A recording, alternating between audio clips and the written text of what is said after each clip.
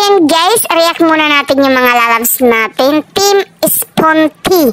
Wow. Yan po yung mga damit na binibinta nila. Yun po yung mga marka ng front and back sa mga damit nila. Ayan, siguro kaibigan to ni Mami Sara guys. Siyempre, may mga pasalubong siya.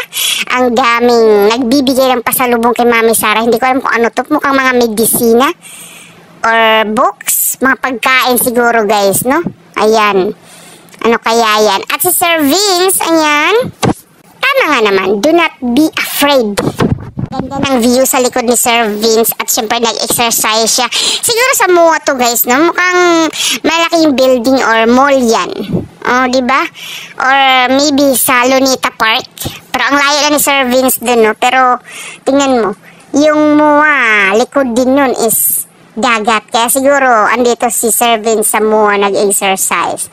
O, kapag kumain talaga tayo ng marami, mag-exercise talaga tayo. Like Sir Vince, para hindi siya tumaba ng tumaba. At si Papa Jan, mukha kang galit na sweet Jan. Charot. At least sweet, binibigyan si Sir Vince ng drinks, diba? Sweet pa din kahit galit. At ayan, syempre nawawala na naman daw yung remote ng TV. Saan nyo naman kaya nilalagay yun? Mag-aaway na naman kayo dahil dyan. At si Primo, wow, talaga namang nasa tab cup na naman yung Primo natin, kasama si Miss Bionic. At syempre kasama ba si Miss Sarah dyan? Mukhang wala, kasi hindi sila nag-video ng sarili nila. Si Primo lang talaga yung bini-video nila dito. Iwan ko ba, minsan takot sila sa camera. Ipakita niyo kung sino kayo. Totoo namang lovers kayo, di ba?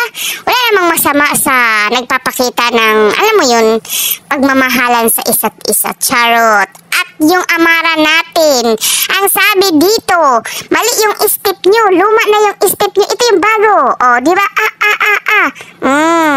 Yan ang bagong step ni Amara. Yung mga sumasayo dun sa rap niya, luma na yan.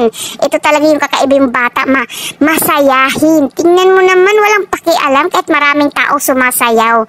It means talagang ini-express niya talaga yung anong talent meron siya, di ba? Talagang magaling talaga itong batang to, nakakagigil.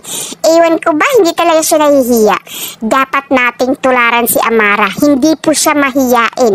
Kung anong gusto niya, ginagawa niya.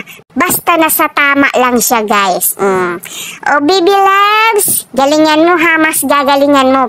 Habang lumalaki, gumagaling din yung batang to sa pagsasayaw, di ba?